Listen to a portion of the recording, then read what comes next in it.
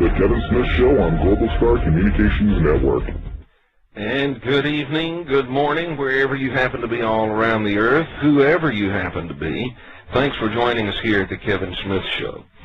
If it's your very first time to listen to the show, a special welcome to you. I'm delighted you're here, and I hope you make a habit out of this. It's a good habit to get into. It really, really is.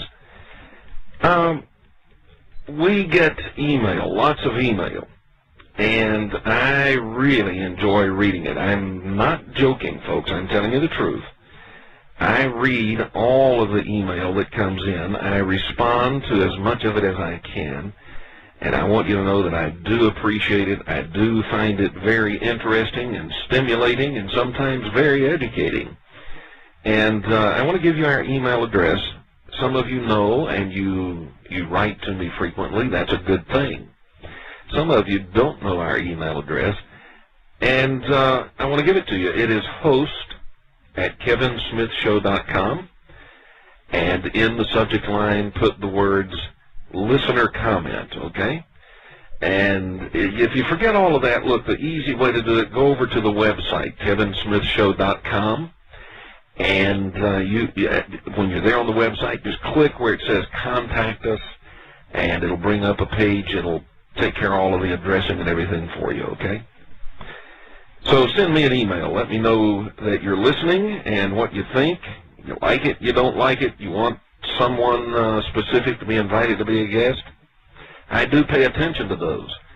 And many of you know that you have suggested guests, and that, I can't get them like tomorrow because there's some scheduling to work out with them, but we do get them. My guest tonight, as a matter of fact, is someone who was suggested to me by one of you, our listeners. So send me that email, okay?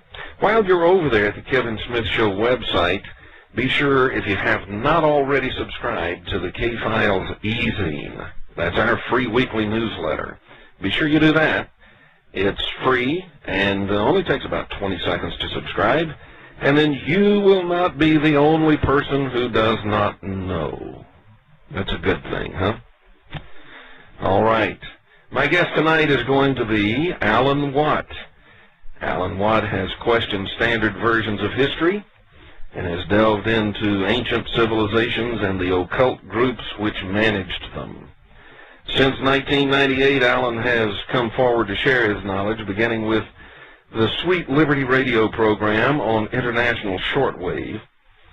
This shortwave broadcast ended in 2005, but he continues broadcasting on First Amendment Internet Radio every Wednesday at 9 p.m. Eastern Standard Time.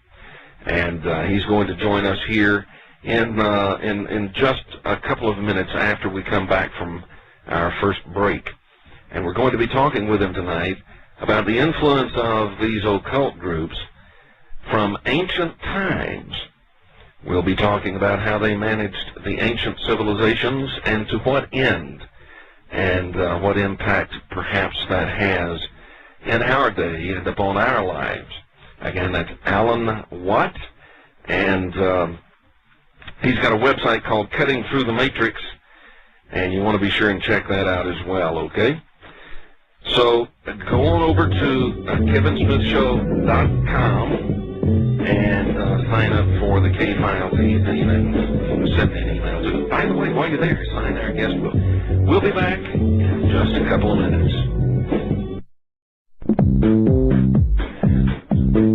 Welcome back, ladies and gentlemen, to the Kevin Smith Show. My guest this evening, as I told you, is Alan Watt. And Alan has just finished. I want to tell you, I really appreciate what he's doing. He has just finished another interview and went right straight from that here to talk with you. So, Alan, thank you and welcome to the Kevin Smith Show. It's a pleasure. Alan, you have kind of a... I don't want to say it's a strange view of the world. It's not that it's strange, but it's that you have a view that is different from the mainstream, and it's quite a bit different. And one of the things that I noticed, I listened to an interview that you had on Coast to Coast, and one of the things that I noticed is that, you know, this thought came to my mind. You can be in a situation where, and people certainly have been in a situation like this in various places around the world, where you don't see anything, but and maybe you don't smell anything, but all of a sudden your body begins to react to something that's in the air, poison gas, for instance. And so, you know, at first you start saying, well, you know, I can't see, my vision is blurred, and then, well, I feel funny, and then, you know, but still, you don't see, and you don't smell anything, you didn't hear anything, but it starts to have an effect on you. And a lot of people around the world right now are sort of in that situation. They really don't see something, and they haven't heard, and they don't smell anything, but lots of people are beginning to sense something's up. Oh, yes. And, yeah, something definitely is up. It's almost a hush before the storm. There's a hush of expectation. And there's been such a hype, mind you, of I call it terror creation in the people's minds to get them into something so that they will react and go the way they're planned to go. That's generally why fear and terror is used from the top down. That's a standard down through the ages. It brings into mind, actually, Professor Carroll Quigley, who was the historian for the Council on Foreign Relations. And he was in the record-keeping department, or histories, and he was updating their histories for them and filing them. And from that, he wrote a book called The Anglo-American Establishment. And he talks about how the Council on Foreign Relations, the British set, in British Commonwealth countries, they're called Institutes of International Affairs. And every Commonwealth country, including Canada, has one. Non-Commonwealth countries have Council on Foreign Relations. India has one too, and Pakistan. And he talks about how the government hyped up the British public for 3 or 4 years prior to World War II to get them all sort of ready for the war. And they had board meetings with the big newspaper corporations of London, who were all members of the Royal Institute of International Affairs, and they agreed to panic the people by putting out false data, propaganda, on an increasing drumbeat right up for 2 or 3 years on the go. And they told them nothing but lies. And Quigley, who has the records, talks about this being discussed at the round tables in London with the Royal Institute of International Affairs, and they agreed to constantly tell the people in all the newspapers that Hitler had all this gas ready to gas everybody in Britain. And they had, millions of tons of it. And sure enough, they gave everybody a gas mask, and children had them, and they had practice rehearsals in school and putting them on, something like it did during the Cold War. Children get under the table. It was to keep it fresh in your memory. And then of course they even asked King George to make a speech to the public to tell them to start digging trenches in major cities. This is so it would seem more visual to them. The trenches would be of no use at all, of course, in an air raid. But they kept up this hype and fear, and they even started evacuating children up into Scotland from the major cities. And again, at that time, the war was still 3 years away, and it split the families up. It made it seem all so real, so that at the time, with all this hype, you're going to get gassed at any minute, when they eventually said we're going to war with Germany, the people who were so tensed up and panicked breathed a sigh of relief. Yeah, and that is how psychological warfare works on entire populations. This isn't something new, though, is it? Pardon? This is not something new, though, is it? It's a standard technique. Been going on actually for millennia. Oh yes, Yeah. Yeah. And now that's something that I really was interested in as I was listening to your interview, and also I went to your website and I read some things you have on your website. It's called Cutting Through the Matrix, right? Mm-hmm. CuttingThroughTheMatrix.com. But what really kind of piqued my interest was the fact that this is not new. It's been going on for millennia. And you talk about how the ancient civilizations were manipulated by occult managers. Oh, yeah. And can you kind of take us back in time and give us a little bit of a history lesson about that? What do you mean when you say that they were managed by these occult people? Well, I think the masters of it, who left more records of the techniques, were the Egyptians and the Greeks. Mm-hmm. And Egypt took every pharaoh, for instance, and trained him in the art of government, the sciences of government, they called it, and to the mysteries of government. These were the hidden sciences of basically human mass psychology. And interestingly enough, later the Greek nobility, such as Plato and Democritus and all the big boys, Socrates, Pythagoras, they all were sent to Egypt to enter the mysteries. It would take them 22 years there generally to learn all the mysteries. And then they were sent back to their own countries. Sometimes they had to move on. Plato went to the mysteries there. He was then sent to the mystery school in Palestine, and then to one in India, and then back to Greece. So this is a lot of learning. And what was the purpose for that? Well, what they learned, when you look at what came out of Egypt, was revolution. Because from the days of even Pythagoras, who studied there, and he was sent back to the Grecian colonies. Now, they had a big empire at that time, and he was sent to Crotona, where he set up a mystery school, the standard mystery school. These mystery schools had so much in common with the later Catholic monasteries. It's quite amazing, because, and you see it 2,000 years ago in Palestine, where the Essenes were. They're all the same really good techniques. Pythagoras would recruit young aristocratic students. He actually took in male and female, separate quarters of course, but they had 5 years of silence. That was standard. And they had to watch, look and listen.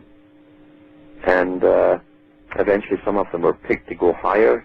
Some of the young ladies were trained in with a tremendous education to be good marriageable partners for the nobility. And then they were basically taken out and introduced to higher members of the existing powers, existing establishments. And the whole idea was to start swaying decisions made in those governments. And when this was found out, what it was really all about, a form of revolution, they turned on Pythagoras and burned down his school and chased him off, and it's undecided whether he was killed or not. But that was the same thing that happened ultimately to Socrates. Now, Socrates, who'd also been trained in Egypt and said a lot of wise things, as they all have very wise sayings, he was accused of corrupting the youth. And what they really meant was he was doing the same thing as Pythagoras. He was recruiting young nobility and training them in a new way of living. You might call it a new world order of the time. And training them up to revolutionaries, and also to enter governments and take over those governments and then take a particular agenda forward, which was to create wars upon other countries and take them over one by one into world empire. Well, who was behind that? I mean, you've got Socrates and Pythagoras and Plato and all those guys being sent to these to study these mysteries. Who is behind it? Who sent them? They were sent by the masters back in Egypt. Egypt exported revolution. That's what exported. And all the ones who came there to be initiated were being trained to go back to their former countries, set up these schools in preparation for revolution. And Plato wrote about it. And Plato actually was chased off too. He disappeared for years after his teacher Socrates had to drink the hemlock. And so he disappeared and eventually came back and repented and started up his school, but he was no sooner there than he was starting the same old thing all over again. And Plato wrote the book called The Republic. Right. And the Republic, of course, was about a future utopia to come. A utopia where an intelligentsia, they called it a natural aristocracy, would rule. Almost a scientific system. But at the top of them would be the guardians, a guardian class, the guardians of the world, and the guardians of the system. And Plato said, he said, you know, man is infinitely malleable. He can adapt to anything so quickly.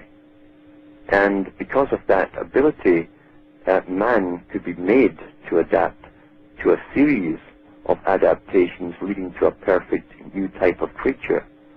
And he said, we already have domesticated animals for thousands of years. And if we want a small domesticated dog, he says, we create one by selective breeding. If we want the same thing to get a big dog, we again select the dogs, interbreed them until we get the perfect dog. He said, humans are the same. We can do the same with humans and create really tall, long ones if we wanted people to pick apples, or short, not too bright ones, who wouldn't, because they don't want people to rebel, of course. So make short ones for mining and doing all the heavy work and labor. And when you realize what he was talking about was a science that he was not inventing or discovering, he was simply repeating what they already knew in Egypt for thousands of years and had been doing. What's interesting about what you're saying here is that it sounds very much like what the ancient Sumerians said about the Anunnaki. Are you familiar with that? Not really. The Anunnaki has nothing to do with what people have recently been flooded with. Well, what they said was the Anunnaki did genetic engineering for the purpose of creating a race to do gold mining and to do the hard labor. Mm-hmm. And but that really is a spin, a big spin, on an interpretation that only one man ever took, and it's his own interpretation which doesn't stand up with other experts on linguistics. So you don't think that this finds its origins in... No, and I'll tell you why. Sumerian. I mean, Anu in Babylonian and in Sumerian and in Egyptian, Anu, and it's still taught today in the higher mystery schools, Anu was always a spirit. It's the Anu who guides you through the Book of the Dead, through the underworld. It's the Anu who does it. You call up the Anu, and every doorway in Freemasonry has its Anu and its passwords. It's the same thing. And so the whole it's not a literal being then? No. In fact, the Sumerians had the exact same story, really, as the Egyptians, where earth met sky, and out of sky came Uranus and so on, different gods. And these had nothing to do with real people. When you look at kingships and the system, they will always give you a hierarchy of mortal beings, modeled after a heavenly body sort of thing. Mm-hmm. So you have the multitude of the stars, that's the holy host, is the multitude of stars, and then you have your main ones, the planets, and those are sections or hierarchies of priesthoods which deal with specific things coming downwards in a V-shape, an upside-down pyramid, to meet on the earth plane. Then you have the upgoing pyramid meeting at the apex, and that's where the king is. And then you have the descending order of nobility, courtiers, military, all the way down to the masses who are again the earthly host. This is so they always justified it with what they call foundation myths, and that's how they justified their control system. Now, that was standard. In that model, do we still have groups that are promoting that model? Oh yes, it's still the same today. I can remember watching, when I was small, the coronation of Queen Elizabeth II. And it was astounding to watch, because this was held in Westminster Abbey, an old middle-aged cathedral. And in Westminster Abbey you have tombs of knights, of the Norman knights that came in about the 11th century. And the Norman nobility are still the nobility today all over Europe. And near where the Queen was being coronated, there's a couple of a man and his wife. He's dressed up as a knight, laying flat, of course, on top of the sarcophagus. And next to him, on the whole wall, from the floor to the ceiling, you'll see a chessboard, which is a tesserated floor of Freemasonry, on the wall. And next, on either side of it, there's an obelisk, an Egyptian obelisk. And then there's 3 tiers. There's 2 tiers above that with another 4 obelisks, Egyptian obelisks above that. And this is inside a supposed Christian church. And then when the Queen was being coronated, she's raised up on a raised dais, like a ziggurat, is a step pyramid. And her throne is there. And then you have all these lords, all the nobility and cousins and relatives. And the lords wear traditionally a red outfit. It used to be a kind of gown with an ermine collar on it. Ermine is the symbol of royalty in Britain and in Europe. Now the ermine fur you'll see on the depictions going as far back as Nimrod.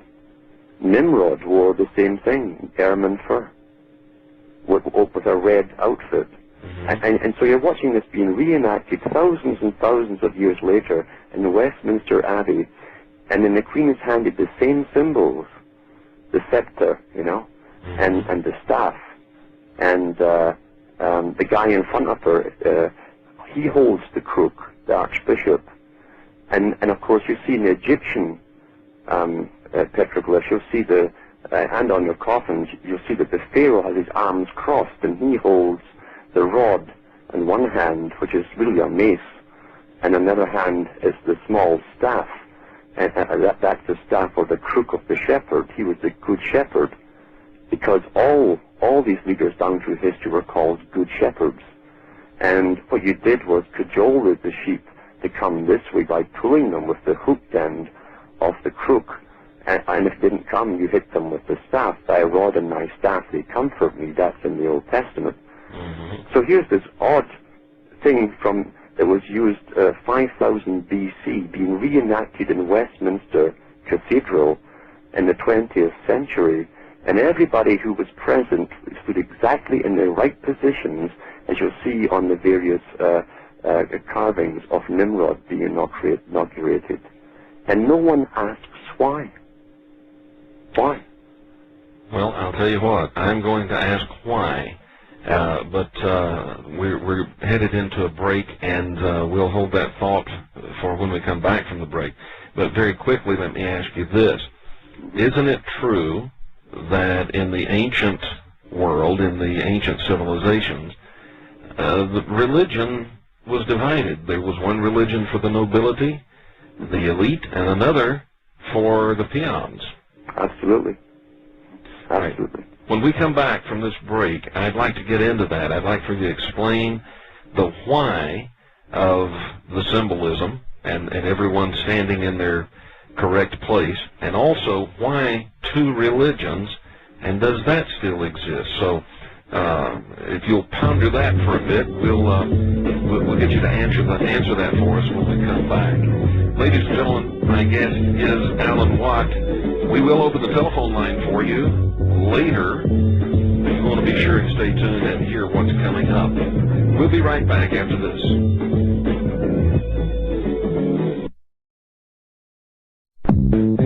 Welcome back to the Kevin Smith Show.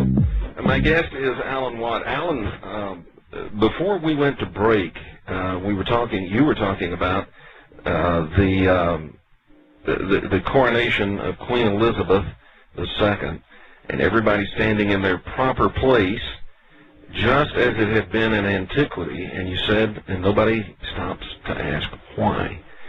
So what is the answer to that? Why? They don't ask, actually, because the public asks very little, unfortunately. Some children might ask the whys, and the parents can't give them the answers because they don't know how old this tradition is. They assume that it's simply a middle-aged Norman creation, and they don't know the tie-ins to the ancient Babylonian, Sumerian-type system. But once you've studied them, it's so apparent.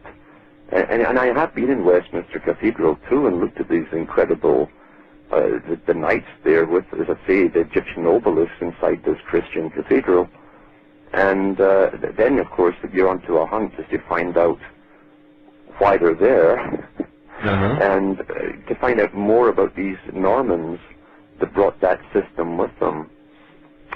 Who were the Normans, for instance, to bring in Egyptian obelisks into a place like England. And, of course, there's so much more behind the Normans than meets the eye. Well, what was the reason that they brought in an Egyptian system? Well, the Normans are strange people who just sort of popped up in the north of France and supposedly had a connection with the Scandinavian countries, and used the Scandinavian countries to come down into England from, at least from one direction, while they had an onslaught through Europe, taking over Europe, on the scale of, bigger than the scale of World War II, actually, with logistical supply lines going right back to their little country in France. They had huge forts built, massive forts, pre-built, prefabricated, and they towed them across the English Channel and assembled them, hundreds of these things. And so the supply lines stretched all the way back to the north of France, and no one's ever said, where did all this money come from? To hire tens of thousands of workers, to hire such massive armies, while the nobility themselves, the Norman nobility, came in with all of these strange Middle Eastern coats of arms. It's never been discussed by the historians as to why. Where did all this backing come from? Where did the expertise come from to begin a war like that, knowing where it wanted to go, and having the financial backing and the military logistical expertise to carry it out? Have you been able to determine? Have you been able to determine where it came from? Well, yeah, I think in partways. When you look at the standards that they had for nobility, now most people will say, well, they copied the standards around the times of the Crusades, but we're talking about just before the Crusades came in. The Normans came in with these banners, their own family crests. We see some of them up around the Black Sea area prior to that, where people lived, and a nobility lived. Herodotus mentions them in his writings around 300 BC. And later on, we see them coming to prominence and being called the Khazars by a man who wrote the 13th tribe after Kessler or Kostler. And he goes into the history of the 13th tribe. They adopted Judaism around the 7th century AD. But there was two groups of them. One of them the public seldom saw. They were called the Kagans. They were the nobility of this group. And it's possible that these were actually a people, a nobility that came out of Egypt itself. and very possibly around the time of Akhenaten. And because the only symbol that the Khazars had, according to Maimonides, who's one of the top historians of the era, he lived in Spain, and he helped bring Judaism to them when the king asked. But he said that the Khazars, or the Kagans, the kings, were of a red or blonde complexion, and they had blue or green eyes. And they did not mix with the rest of the people, the ordinary people around them. But they had these same types of standards that we eventually became known in Normandy, in the Norman country, and then came into England with. So there's definitely a tie-in there. And they were very powerful people, a very, very powerful people. They'd helped the Christian church many times. In fact, they saved the Christians, the Vatican, when the Moors were sweeping across. It was the Khazars with their massive military. They had the biggest mounted cavalry in the world at that time.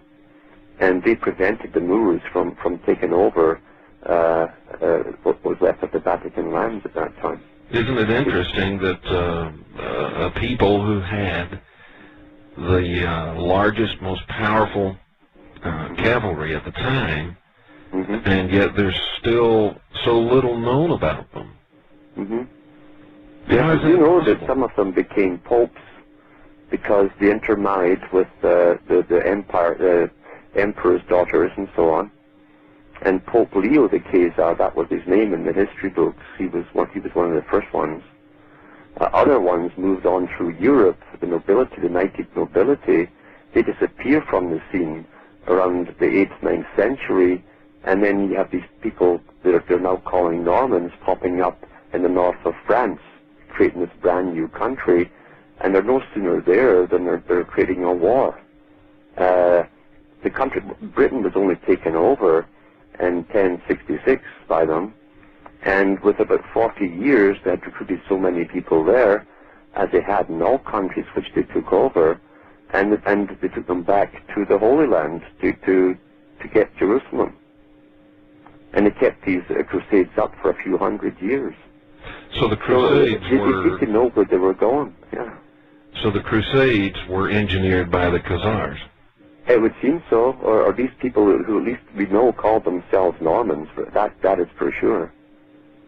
That is for sure. Okay, let's go back to Egypt now, because you were saying that all this began when the masters in Egypt, in essence, recruited people like Plato, Socrates, Pythagoras, and etc. Yeah. Who are those masters? The Egyptian masters themselves always give you a story of being gods. That's traditional. Even King James, the King James Bible, made some quite profound speeches where he said that he represented God, and that was traditional. The higher nobility all claimed descendancies from God, but that's really to fix it in the people's mind that they are a different people than you. And they deserve to be above you. That's how the God thing works, you see. So, however, we also know that they do intensely inbreed, always have done, partially to keep the power and the wealth in their own hands, but also because they've always believed, from ancient Egypt down through Greece and onwards, that you breed for intellect, and since they thought they were the highest of the intellectual species, they bred with each other. As a matter of fact, Queen Elizabeth is married to a distant cousin. Yes, he is. They did. In fact, the present monarchy of England has so many fascinating stories attached to it, because really they came from Prussia and Germany. Prince Philip, his father had taken over a vacant throne that came up in Greece, and so he was Prussian really, and they took it over, and then eventually the Greeks threw them out, and they came to England, but they're all Prussian German, yeah. And what they used to be called was interesting. Even Adam Weishaupt, who popped his head up as part, and the only part, I stress, of the Illuminati. And again, revolution once again. When he went for refuge after being found out, he was kept in refuge, and two of the landed estates, the princedoms of Germany, by the Saxe and Coburgs. Now, why would royalty, that you think Adam Weishaupt was going to overthrow, why would royalty put him up, give him a lifelong pension and security? Why would royalty do that? I don't know. And then you find the present Queen of England, their true name is Saxe, Coburg, Gotha, the same ones. That is their true family name? Yes, uh-huh. Yeah. I had never heard that. Anyone can check it up, uh-huh. I did know that Queen Elizabeth, her great-grandmother is the great-grandmother of Prince Philip. I knew that, but I didn't know the family name. Say it again. It's Saxe, which is S-A-X-E, and that was one of their princedoms for their family. Another part of the family set up another castle, so they called it Coburg, and then they set up another place, and they called that Gotha. So the family's name is Saxe, Coburg, Gotha. Yeah, that's the real name. So yeah, it's the monarchy is not actually of British descent. That's just it. When you look at the monarchy and the nobility and aristocracy of Europe, who are all descended from the Normans, none of them ever intermarried with the people they ruled over. So how far back does this bloodline go? They'll go back, I'm sure, to the well, actually, there's two different stories on that. Depends on whose you take. I know that some of them like to believe they go back to David. You'll find that Prince Charles, in one speech he gave, he said that he could trace his lineage back to Noah. Which, of course, had to be a very high Masonic joke, because they all know what Noah means. But on the other hand, many of these German monarchs bought their monarchies around the 1700s. So it's difficult to tell if these were some of them. Yeah. You mentioned they all know what Noah means. What does it mean? Well, Noah is it's not really just a person, it's a system of those who come between ages. And it's to do with special inbreeding, once again, for select qualities. When you read the Old Testament version, and every Masonic lodge has that book there, you know, because it contains the rules, their rules, and the esoteric form. But you have the only reason that Noah and his family were saved, it said, was because of his he was perfect in all his generations, meaning he'd never outmarried, he'd always in-married into the same one. Yeah, it was a bloodline perfection. Yeah. Okay, we have to take a break. We'll be back in just a moment with my guest, Alan Watt, and we're getting into what is behind the managers of ancient civilizations. What importance does it have and impact does it have upon us, if any? We'll be back in just a moment. Don't go away.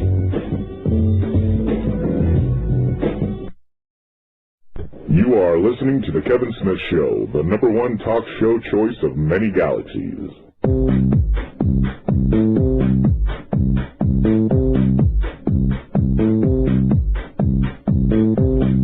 And I am glad you're listening to The Kevin Smith Show.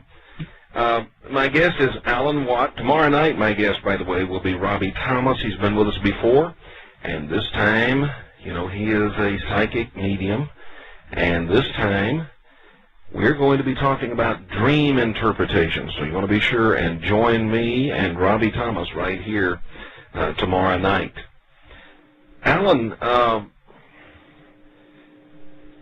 how these ancient, I mean, when we talk about this being ancient, we're talking about this going back, way back into the antiquity of Egypt. Does it go back?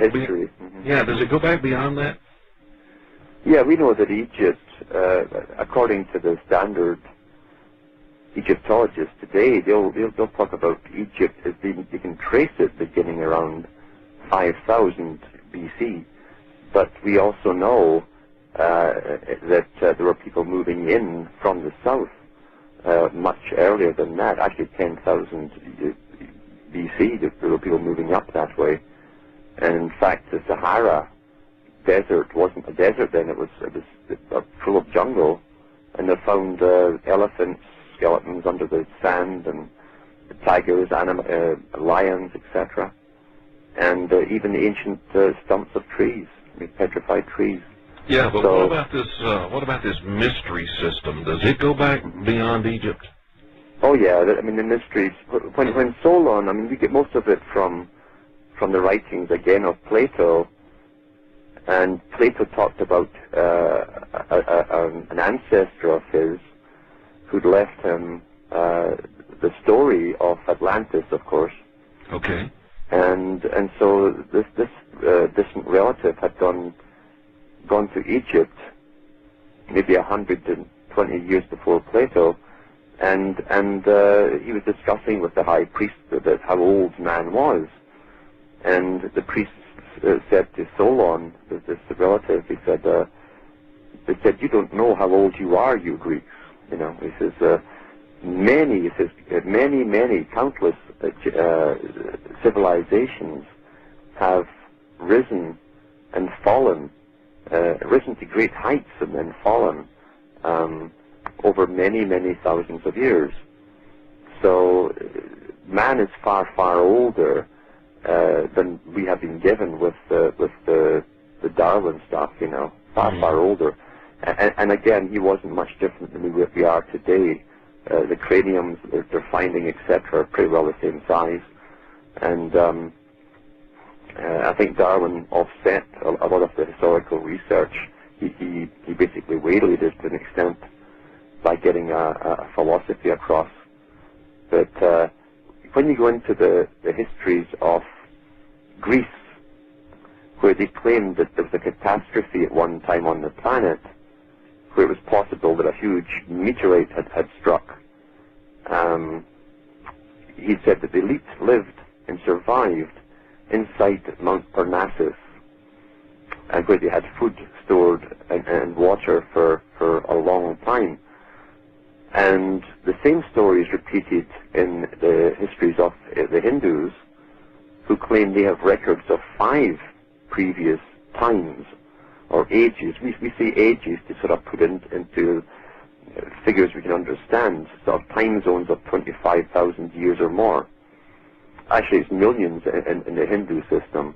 And then we have the likes of Tacitus, who was the royal historian for Nero, who got the Druid story, where they had a record of 3 previous ages.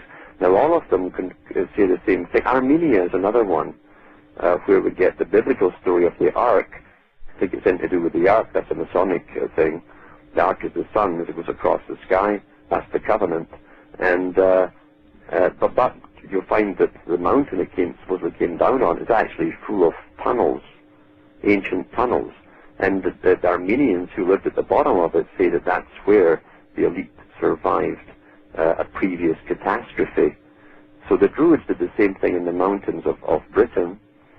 The Greeks went into Mount Parnassus, and then the northern Indians went into the mountains of the north of India, the Brahmins. And the Brahmins there today still say that they are the survivors of the previous man from a previous age. So definitely the world has gone through previous ages, which always leaves it wide open to either was it natural phenomena, or was it caused by man and advanced technology? That's always the big question, and authors make a killing at this whole speculation here. Well, but we do yes, know that the Egyptians around 2000 BC had records, and the Babylonians had records where Egypt had called in all the wise men from all over, including Babylon, to reset the calendar because something had happened, and now they had a few more days added to the calendar. The old calendar was 360 days. The degrees in the circle, that's where degree system comes from. And they had to add days to it because the Earth was now revolving slower after some kind of huge meteor hit. And we know that the huge meteors have hit in different parts of the planet. Mm-hmm. Now, if a meteor was to come down, you certainly would have tremendous heat if it was a huge one. And you would have tremendous fire as this hit the sky with almost atomic explosions. You'd have fire which would melt the pole caps, and then it would be followed by massive water collection going up into the sky, and then you'd have rain. So fire followed by water, that's part of the mystical answer to that, fire and water. Because all of those peoples gave the same story of the atmosphere went on fire, followed by tremendous rain, water. Well, I guess what I'm getting at in my question is, do we know if this system, this mystery system that got exported through Pythagoras and Plato, etc., does it have its origins in Egypt, or did they get it somewhere else? The Egyptians had to have gotten it from a previous time. Okay. It's no different from Sumer. Sumer did not start with some walking reptiles. It's a good story, but they had to convince the public, and this is traditional, you convince the public that they're a lesser, inferior type, and that the royalty are a superior type. They've got more of the genes of the gods. That was standard. And what they said, they always say they were offsprings of the gods. Mm-hmm. And then the public think, well, we're an inferior type made to be a slave. And if you look into the prayers of the bureaucracies, the bureaucratic classes, the priesthoods who were bureaucrats in Sumer, you find that they had prayers to the god. And the god was the invisible god, you see, of the heavens. All right, we'll be back in about a minute, folks. It's time for our top of the hour ID break.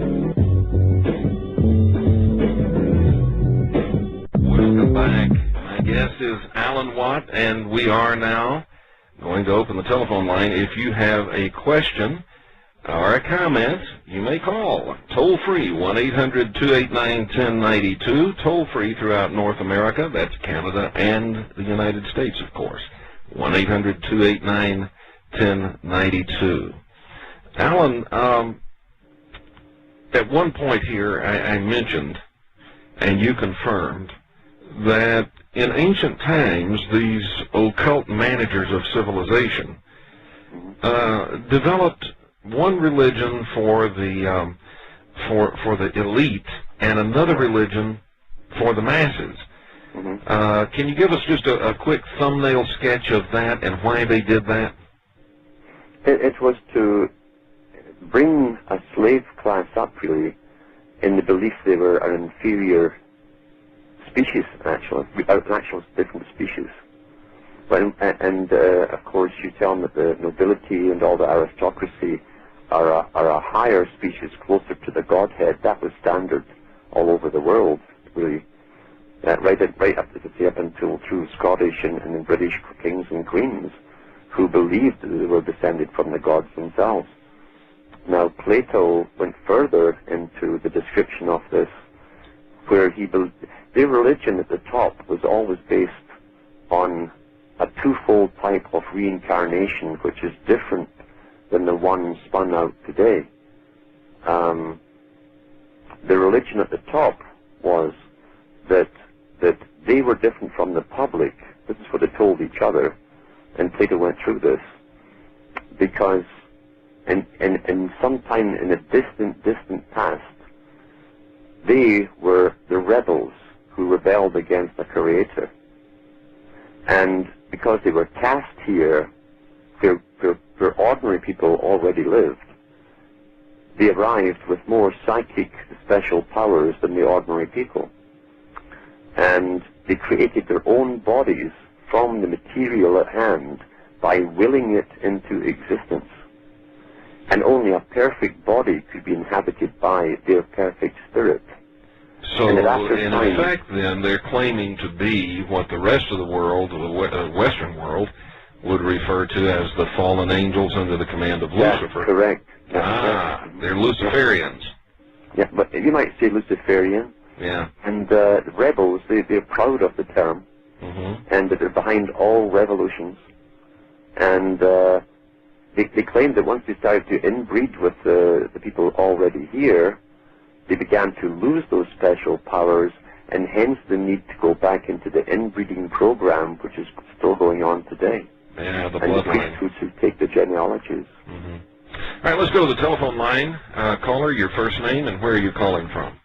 Hi, Kevin. This is Al from New York. I'd like to ask Alan Lott if he could give us a little more information about the tie-in with Freemasonry and Hinduism.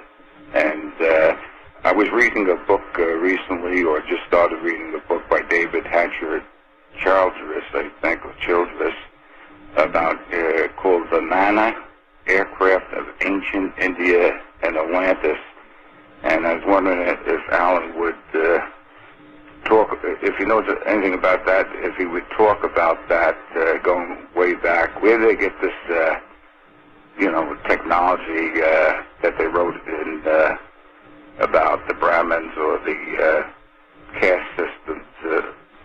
Okay, we'll get him to comment on that. Thanks for the call. Okay. Well, the caste system falls right into this, in effect, because in India, with the same religion of a beginning for the elite body, to do with a special type of reincarnation into perfect bodies, and only the perfect body, you'll find that modern Masonry, or what we call modern Masonry, is really, in fact, Charles Darwin, when he came out with his theory of evolution, was only on behalf of the Royal Society, that's the scientific, the Royal Chartered Scientific Society of England. He was simply brought forth to put into the public's mind what Masons had already been taught. That was their religion. Evolution was their religion. And they believed that although they themselves had been made perfect, that through the special selective breeding all done through the ages, they would become once again as the beings they had been in the beginning. These ones that were cast here, but far more perfect, with the same abilities of intellect, command, able to command people, and tremendously fantastic physical bodies. That's what Charles Darwin's theory was. It was nothing more than expanded Freemasonry. In fact, his grandfather had already put a treatise out on selective breeding and evolution before Charles did. Now look at the Charles Darwin family themselves.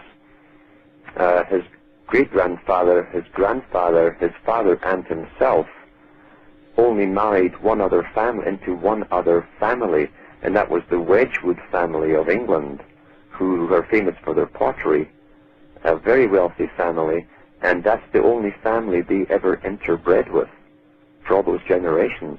Charles himself had 10 children by his wife, who was a Wedgwood, and when she died, and most of the children did die too, and 2 of them were insane, when she died, he married his mother, a Wedgwood, her sister, his aunt. So they've been going down through the ages, interbreeding for special qualities to try and keep up these special qualities. And you can jump back to Plato and say, my goodness, this is the same thing that he was talking about then, 2,300 years ago. Selective breeding for special abilities. If you want a good scientist, you get a man and a woman who are very, very good at it, and interbreed them, take their offspring, and match them up with the same over and over again. That's what we're seeing. So the Brahmins of India went into this in more detail, of course, that man was far older, and they did say, and remember that the Indian upper class is a caste class system, very much like England, by the way. I used to say, my goodness, isn't it so similar to the English system? That the Aryan people think of Germany being the Aryan race, and they got that from theosophy. But the Aryan people, whom the Brahmins are proudly descended from, were a pure white race. Again, light hair, blue eyes, etc., who came into India, some say around 500 BC. I think it was much earlier. And they lorded over different parts of India. They were told not to interbreed with the Dravidian, the darker race there. Over time they did.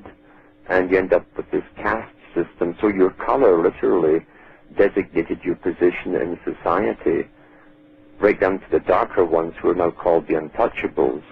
So you had a fixed society. The Brahmins ensured they were taught reincarnation at all levels of society and karma, so that you could train people to believe, well, that's your position in life, accept it, you must be bad in your last one to end up as an untouchable or a slave or a peasant. And if you do very good and you behave where you are now, then you may come back in a higher caste. That's right. Now, it is also true that they have, in the old Vedas, drawings of what appear to be aircraft. A lot has been made of it. We just don't know if this is early ancient technology. Well, it's also in Egypt. Yes, in Egypt too. Yeah, and of course, even the BBC had a documentary years ago on the lead-acid batteries that were found in Egypt, which are now in the Cairo Museum.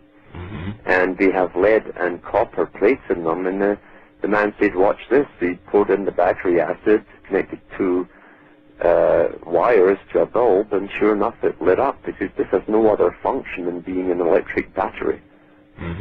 So they had electricity, and they found those batteries now in Babylon as well, or Persia, or Iraq.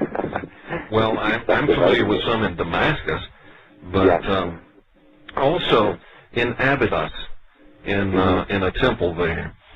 One of the some carvings up on the frieze show very clearly what looks like a helicopter,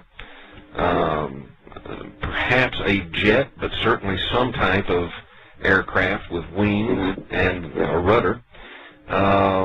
It also shows something that looks very much like what we would call a flying saucer, and these were carved thousands of years ago. Yeah, well, a lot you see of deceit and deception too has crept in with sensationalism from the times of Erich von Daniken, who actually had a little guy in Mexico carve a lot of these things out for him. And a reporter from Britain found this little guy who was getting 5 pesos per piece, and that's when von Daniken hit the dust. However, he put out a lot of disinformation about the spaceships. He said, now, the thing about the flying saucers is just a globe with wings, and that's the traditional way that even... Not in Abydos. Not in Abydos. Well, I've seen the Vedas, and the Vedas, too, do more descriptions about what existed, more so than drawings. And they show... they said that the gods, remember, were your kings. The hierarchy, they were always called gods. And they said that they fought each other in a big battle towards the end of the last age. And they could fly, they had flying machines, and they shot different colored rays or lights at each other. Yeah. The red one would burn anyone wearing metal, just like microwave, you know. Mm-hmm. So we have these odd things being discussed.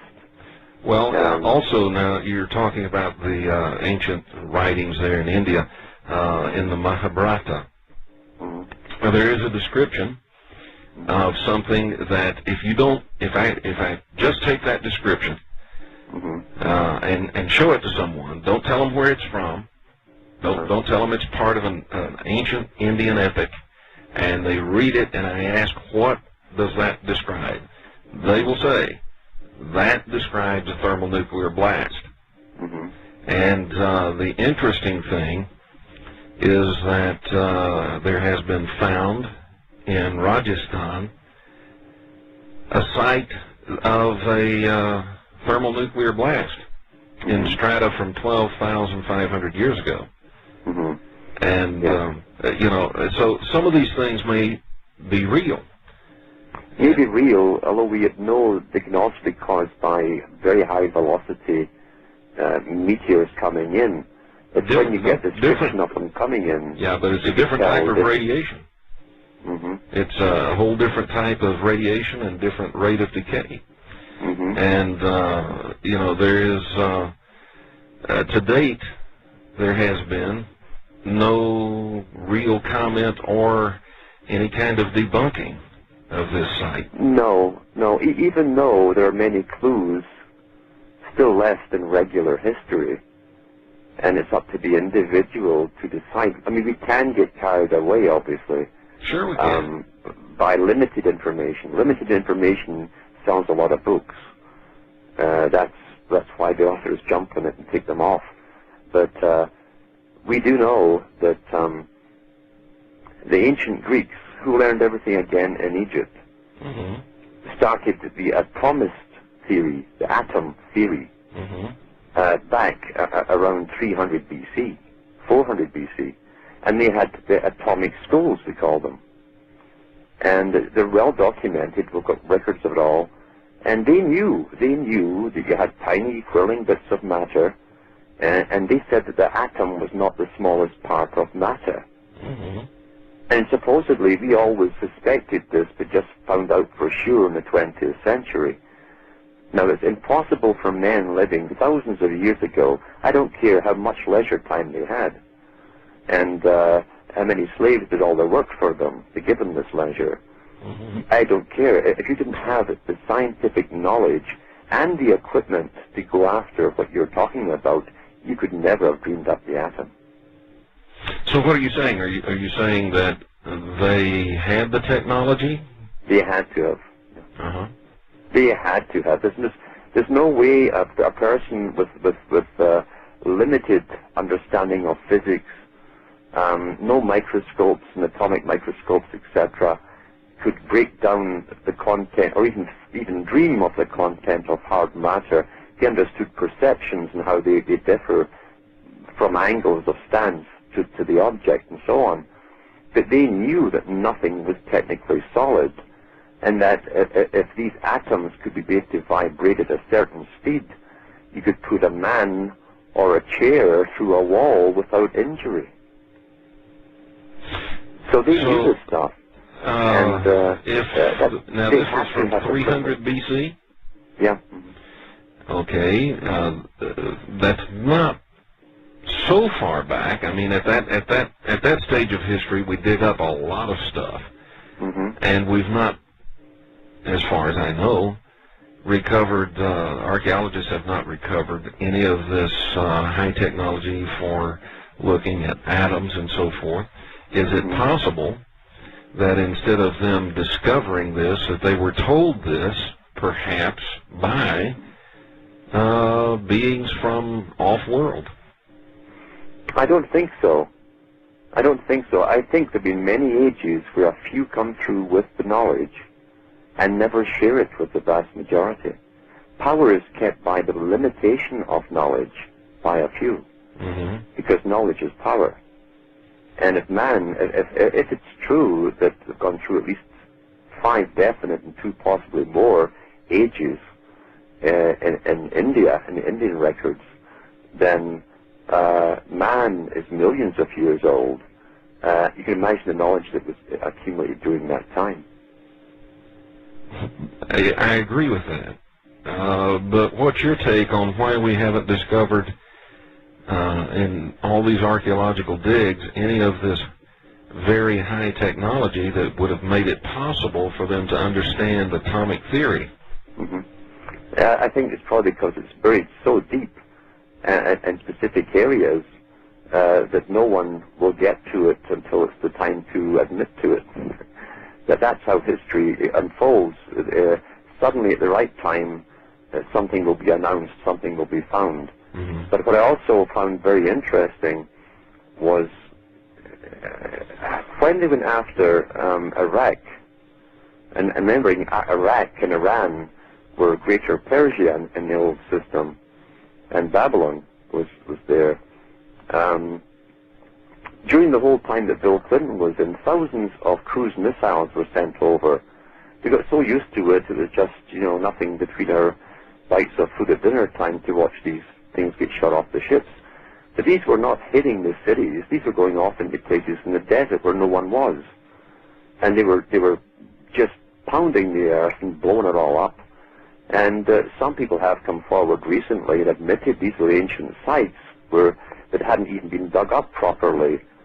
So evidence is being destroyed as far as I was concerned. Why do you think they would do that? Because they don't want the public to know that even today, we have 3 levels of sciences today. We have from professors down. That's the lowest level of reality that we are given. And that's all supplemented and augmented by the regular magazines you buy at the stores. So we're trying to work towards this, and one day we hope to. That's the bottom level of science. Dr. Nick Begich on the CBC television in Canada, who, by the way, will be with us next week. Well, he's very good. He showed on the Wendy Mesler show a few years ago a whole tray full or table full of these little handheld remote-size gizmos, and he told Wendy to stand 20 feet away, and he pointed one at her and says, "What do you hear?" She says, "I hear music in the center of my head." And now he could just as easily have put words in her head. Yeah. He said this equipment was used by the CIA in the 1950s. Now, it had to be solid state before the public even heard of the transistor in the 60s. And he says this stuff is all obsolete. This is obsolete. Mm-hmm. It works within line of sight up to any distance. And I wondered how many people were locked up in hospitals for hearing voices during all this period, So that was one. So today, now the CIA are only one step up, but there's another level beyond them. There's always a trinity in the system. For the controllers wouldn't even share their higher sciences with those below them who help them, because you want to maintain power. You never share it totally. So it's been like that in all ages. What kind of technology exists at the higher level? I think it's probably, as I said, in ancient times, that high science to the general public appears to be magic. It's so far ahead of anything the public are told. I can remember when the BBC in the 1970s did a documentary special on Area 51 in the U.S. And they were up on a hill there looking down when it first got some attention. Mm-hmm. And they were able to keep a team there, and they photographed these flying saucers coming out of underground hangars at that big base there, which is an American Air Force base. So the presumption is they're making them there and testing them there. Mm-hmm. And these things came out of the ground silently. They could go up into the air, do all kinds of odd right-angle turns. They could stop on a dime after moving at hundreds, maybe thousands of miles an hour. And they could actually stay stationary and then disappear and then appear again. Now, whether it's some sort of cloaking device or what, we don't know. Mm-hmm. There's so many speculations about it. But that was in the 1970s, and how they deflected all of that was to bring in the disinformation characters. Oh, these things are from outer space, you know. Mm-hmm. So here they are coming out of the Earth here in a military base, which tells you they were making them here. You know, I remember during Gulf War I, and you may have seen this, or you may have read about it since. Mm-hmm. During Gulf War I, they would do press conferences virtually every day from the war theater, from the area, and General Schwarzkopf would always make some comments to the press about how the war was progressing. Yeah. And there was a question, I don't remember who asked, but a question about, well, you know, what is your objective? How do you know when you've reached your objective? And he commented on that, and then they said, well, how will you do this? What is your plan? How do you plan to do this? And he said, it's simple. It's like a snake. You cut off its head, its body dies. And that's what we're going to do, and Saddam is going to have to surrender, and that's it. Then the question was, and this is where it got interesting, well, what if he does not surrender? And Schwarzkopf very quickly said, we've got things to throw at him he cannot even imagine. Yes. And then he said, all of this technology that all of you are so amazed at, all of these things you've been seeing, these smart bombs and missiles flying down smokestacks, is obsolete. Mm-hmm. We have things he cannot even imagine. Yeah. Do you remember that? Yes. Oh, yeah. In fact, I've laughed at every war we've had, really, because it's to convince the public. I mean, here are soldiers going off with new uniforms, but standard equipment, really. They're still firing basically gunpowder and projectiles that have been around for 1,000 years. And they keep telling us this is the latest model. And they're so far ahead in science, they don't even have to invade a country. We know that too, because there are satellite arrays way up yonder. They can laser or bombard a whole continent if they wish to, with various types of pulsations, and knock everyone out or kill them if they wish to. So they're going through the usual, I call it the low-level routine for the bottom-level matrix people, the general population, that this is the best that we have. It's a big joke. It's a big joke. Yeah. They don't even need troops actually really anymore. Then why do they use them? Because they don't want us to realize how far ahead they really are. Because we're not supposed to know. If we did know exactly all that they have, we'd be absolutely petrified. We'd be petrified. How would that affect? How far ahead they are. If we were all petrified, though, how would that really affect the power of those who have power? Mm-hmm. Well, they tell a lot of us to live in fear, but it also enables them, by using such high-tech, advanced equipment, to carry out further manipulation of where they want to bring the public. The public never figure it out. They say, oh, we can't do that yet, so that's not true. That can't be happening. But in reality, yeah, they are doing things, and they have been for years using just basic high-tech stuff on all the public. In the British newspapers, it was admitted after Gulf War I, when you saw all those soldiers coming up out of the desert, very stunned, very confused, and they were like that for 24 hours, and they admitted in the British papers they'd used electromagnetic pulse on those people. They admitted it was used, and it had tremendous effects. It also created a forms of holograms where the river appeared to be flowing backwards at one point, but they're also pounding them with basically HARP technology and scalar weaponry. And it's even in the UN Charter, and the UN has a treaty signed for the HARP technology, and all countries signed it. And in what the effects that it could do was to bombard the public with various mood-altering techniques, which would cause tremendous depression, confusion, and lethargy, etc., almost put them into a somnambulistic state. And that was used, and that was admitted in all the British papers at the time. Well, you say there is a United Nations treaty regarding that. What does that treaty say? Does it say you can or cannot use that? It says that countries that have signed the United Nations agreement must not be allowed to, will not use it on each other. But with all United Nations treaties that you notice, it never says that your own government cannot use it on the general public. Just like the military cannot allow, cannot use, say, hollow point bullets in warfare and people abroad, but they can use it on their public at home, and they do. Well, you know, I have to say, I used to be a police officer, and I was not military, but we carried hollow point bullets. That's what was issued. Yeah.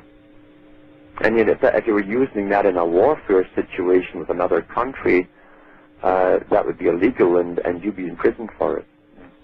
Well, and that explains, you know, I never knew this.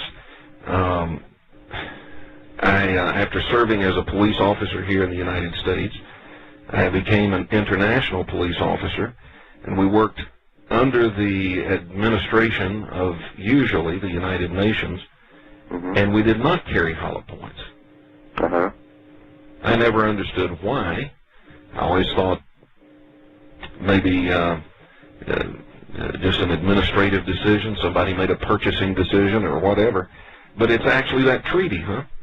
It's the treaty. That's so that every country that's signed, if there's any trouble at home, they can use more extreme weaponry on their own public.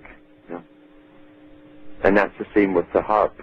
In that treaty, I think it's 1977, the HARP Treaty, it states that they have the ability, now it's been tested, and they can cause hurricanes to come in, tornadoes, they can guide tornadoes to any destination, they can cause drought or flooding, earthquake with it, and tremendous physical effects on the population, which had been played out apparently on the population of Maine. There was a lawsuit going in on behalf of them against the U.S. government for using them as guinea pigs. But over a period of time, they were using HARP to see what mood effects it would have on them.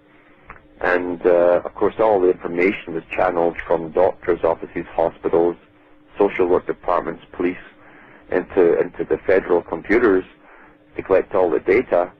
And they found that domestic animals were turning nasty. Even cattle were charging people, their cows. The suicide rate was the highest they'd ever gone. It shot right up. And when they tried a different frequency, the people got depressed. They changed it again, and the people got very elated, and sometimes they got aggressive. So they were monitoring the psychological effects and behavior. And this was in Maine? Yeah. And there's a lawsuit going on now, huh? Yeah, it was going on a few years ago. I don't know what became of it. So you can always test on your own population, and they always have done. All right, we have to take a break, folks. I'm learning some things tonight I didn't know. We'll be back in just a moment. My guest is Alan Watt. And welcome back to the Kevin Smith Show. My guest this evening is Alan Watt, and we are talking about, I guess you could say, a different view of history. It's easy to say a strange view because it is something that most of us, perhaps, have not been exposed to, at least not very deeply. And so it may seem strange to us, and yet, Alan, you have pretty well documented the stuff that you're telling us about. You've written 3 books about this. Yeah. What are the titles? Well, I just call them Cutting Through, and it's because I'm cutting through this matrix that we've all been put into. And I go through 1, 2, and 3 through the ancient priesthoods and secret societies, which they had then too, to infiltrate society and spy on them, really, and direct them up to the present time, and how important they were for keeping control over vast populations, in fact, because they were international even in the days of Sumer. Well, tell me about that. You say they were international even in the days of Sumer. Mm-hmm. Tell us a little bit about that, because that is one part of the Sumerian history that I've never been exposed to. Yeah, well, archaeologists have documented it well that Sumer's biggest trading partner was up in India, the north of India. Mm-hmm. And India seemed to be the main supplier of various types of goods. Sumer's main export was wool. And they used Bahrain, the island of Bahrain, as almost a trading port where the stuff was brought from India, and that's where the priesthood sent out the merchants or their men. They had to hire the agents to do all the dealing, etc. The priesthoods dealt with the finances. On one level, they had priesthoods who wrote the laws for real estate in Sumer. That's how far ahead they were. In fact, Sumer had all of the same conveniences, you might say, of today. When it came to shopping, you could get a receipt when you shopped at the market within 15 minutes. They baked it in clay in 15 minutes. And they found millions of these. So Sumer wasn't a little primitive little place. It had a very complex priesthood system, so much so, in fact, that in a book called Life Begins at Sumer, where they decipher many of the tablets that they found, even from the school children of bureaucrats. They bred the bureaucrats there, much like today. And one of them said, "I cannot look from horizon to horizon. I cannot see the horizons for government buildings." He said, "We are taxed for everything." He said, "When we bring fish in," he said, "the government officials are there to tax us. When we sell things, the government are there to tax us. When the loved ones bury their dead and put offerings on the grave, the death duties, the death taxes have to be paid to the priesthoods." It was very much like today. Nothing much has changed, has it? Nothing. You'd be so amazing to find out how similar it was. And they had this system pretty well all over the ancient world at that time. Later on, they found in Crete, in the Mediterranean, a huge library and a monastery. And it seemed to be almost a central priesthood who was in contact with all the different nations of that time. And many have speculated by the writings they've found that these guys were actually updating or creating the different religions of the period. Speaking of the religions of the period, sometime later, after Sumer, in the same geographical area, you have the Babylonians. Mm-hmm. And you've got a priestly caste called the Magi. Mm-hmm. And they were kingmakers. They were not just religious, they were kingmakers. Yeah. Now, in all of these ancient religions, and in many countries around the world today, the clergy are either the government or they are above the government. Mm-hmm. Here in the United States, we are champions of this separation of church and state. And by champions, I don't mean we're the only ones that have it. I just mean that's a big deal to us. Uh-huh. So that the religious leaders are not in control of the government.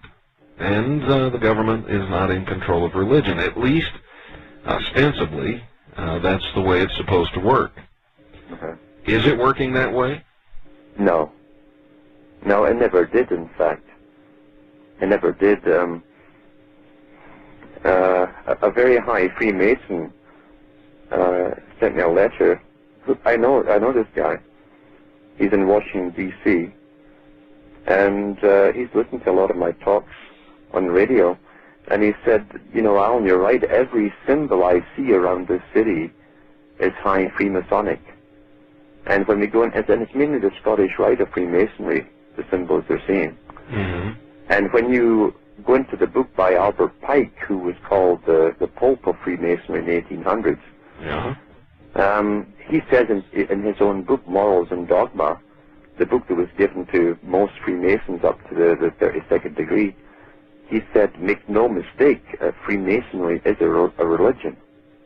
Mm. And since every president of the United States becomes an honorary 33rd degree of that order, you certainly do have a religion running your country. Now, say that again. Every president of the United States becomes honorary 33rd degree. If they're not already, yeah. Yeah. How do we That's know why that? when you see George Bush Sr., the very first photo op they gave of him was with, I think, the New York Yankees, and he's wearing their pullover. Mm-hmm. And there's a number 33 right there, you know, on his pullover. That was, and of course I have the photographs of Ronald Reagan being given his scroll and the apron, etc., by the Scottish Rite. So that is a fact. And then if you go into the Freemasonic Encyclopedia, you have a whole list of all the presidents who've been high Freemasons. Mm-hmm. Well, Washington himself yeah, was. I was going to say, yeah. George Washington, that's a well-established fact. George Washington was. And that's why you've got an Egyptian obelisk, a brand new one now, for a new world order, built to him. He only built an obelisk to a person who had achieved godhood in the mystery religion of Egypt. And that's called apotheosis. And because Washington had done such great work towards the great work, as they call it, he was raised to godhood, apotheosis. Yeah. So they raised people to godhood in something like the same way that the Catholic Church raises people to sainthood? Pretty well, yeah. Pretty well. Yeah. So that's what godhood means. You're raised to godhood. Mm-hmm. You've achieved not only the lower orders and understanding of the Philosopher's Stone and the different categories of understanding all the way up, and because of your work towards the great work, you are considered a god. And even in the famous painting you'll see there where they're around the table, and Benjamin Franklin made his speech at that table about it, when he talked about Washington in a very Masonic way. Behind Washington is the rising sun, right behind his head. It's all Freemasonic. Franklin himself was a member of Masonry. He wrote about it in his own newspapers. And 33 signatories signed the declaration, because you cannot, for those in the low orders, they're taught they cannot rise above the 33rd degree, because the sun, like Jesus, starts his ministry at the 30th degree east, and it's parallel, and it sets on the 33rd west.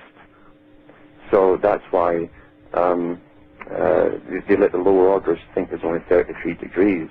How many are there really? 360. A circle. Yeah. Mm-hmm. Most of I have known a number of Masons. I do know a number of Masons. Mm-hmm. And the Masons that I know are people the ones I know, who have a lot of integrity, and who seem to be very patriotic, love the country, mm-hmm. and love their families, and do a lot of things that are good public service. Mm-hmm. But they've also sworn to obey an order by a superior and do it instantly and reserve all judgment of morality to the side. Do you think that most of them would adhere to that? Yeah. because there's so much comes along with Masonry. I was talking to one 32nd degree about a month ago, and he agreed after hearing a lot of my talks. He says, I didn't think about it. He says, I was just a farmer. But he said, I could go in to see a bank manager with no collateral down and ask for a bank loan, and I could pick it up in the afternoon. The average person couldn't do that. So you get a lot of fringe benefits. You get off with a lot of speeding tickets, and you can get a bed in the hospital much quicker than anyone else. So there's a lot more to it.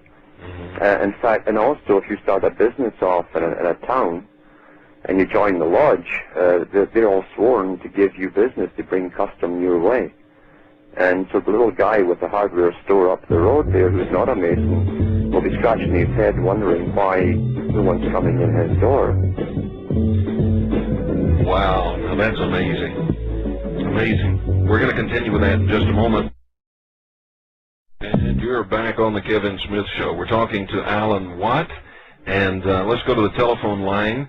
Caller, if you will, tell us your first name and where are you calling from? Hi, Kevin. It's Al again. I have a question for Alan. If Ronald Reagan was a 33-degree Mason, he gave a speech I believe, at the United Nations, and I think he was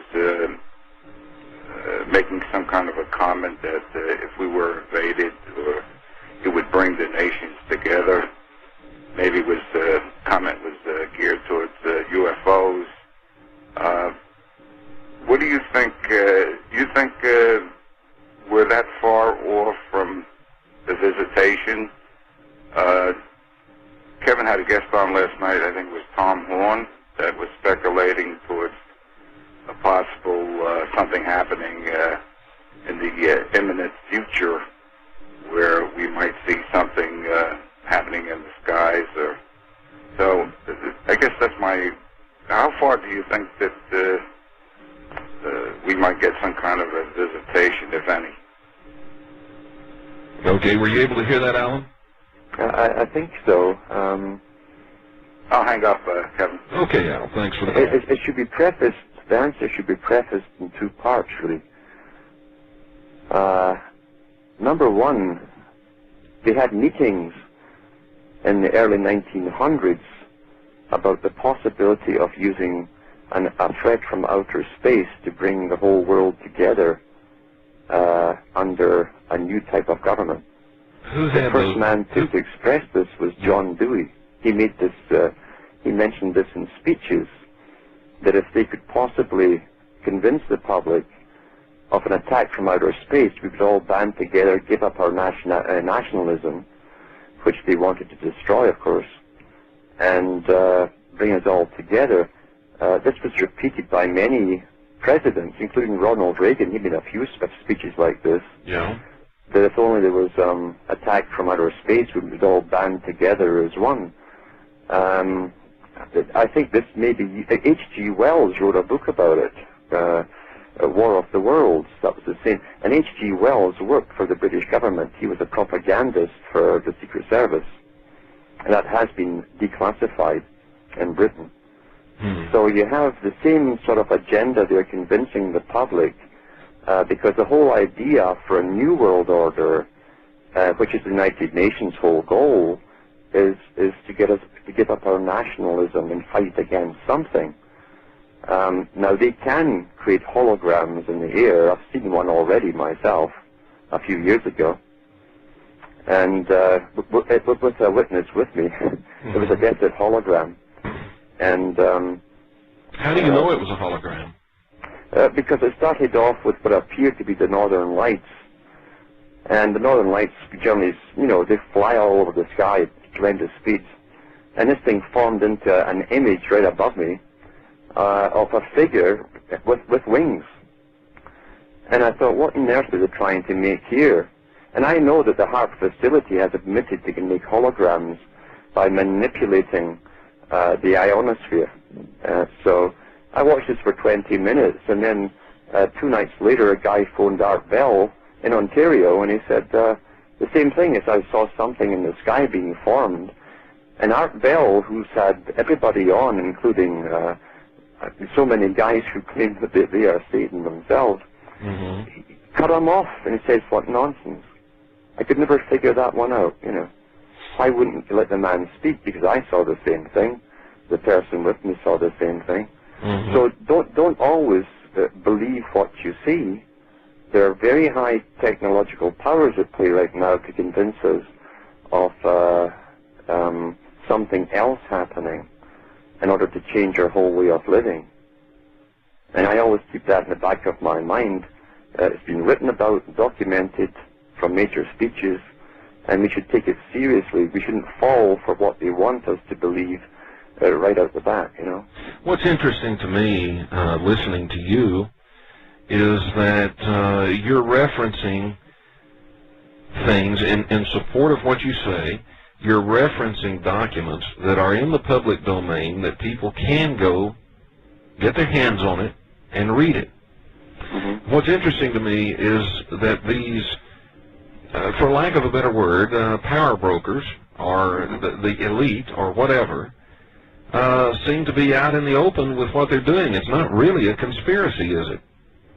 Well, I can document on something else, and this is what people should look into. It was the first fund put up by a major multi-millionaire, probably a billionaire at the time even, and that was Baron Rothschild in England in the 1800s. And he wanted to finance writers, novelists, to write along certain lines of science fiction, to prepare the minds of the young who would be excited with these stories so that they could bring in scientific investigation using space, rocketry, etc., in the following century, and the young would think it was all a natural direction in which to go. That was called predictive programming. And they hired thousands of novelists right up into the 1900s. Arthur C. Clarke was one of them. Hainan was another one that started the whole Mount Shasta thing off for the New Age. He wrote a novel about it, a fictional novel. Now we go there and worship. And Arthur C. Clarke wrote the biggest occultic movie ever done, 2001, for the High Freemasons. And the New World Order was to kick off in 2001, and he wrote the book in the 1960s, and that's when they made the movie. It was to be completed by 2010, and that was the second movie. That was all an occultic story, those two stories. That had nothing to do with space, if you understand the esoteric symbolism. Well, even the Council for Foreign Relations publishes amazing statements and amazing speeches about their plans for the future. Yeah. And that's why, I hear a lot of people talk about conspiracies, but if you're out in the open, that's not much of a conspiracy.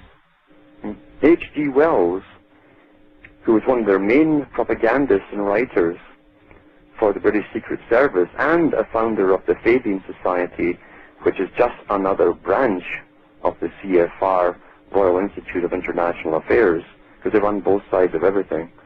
H.G. Wells wrote a book called The Open Conspiracy, and non-fiction. Yeah. And he said, yes, we are creating a new world order under a world government. He says the documentation we have put out for the public, it's in libraries. He says it's an open conspiracy.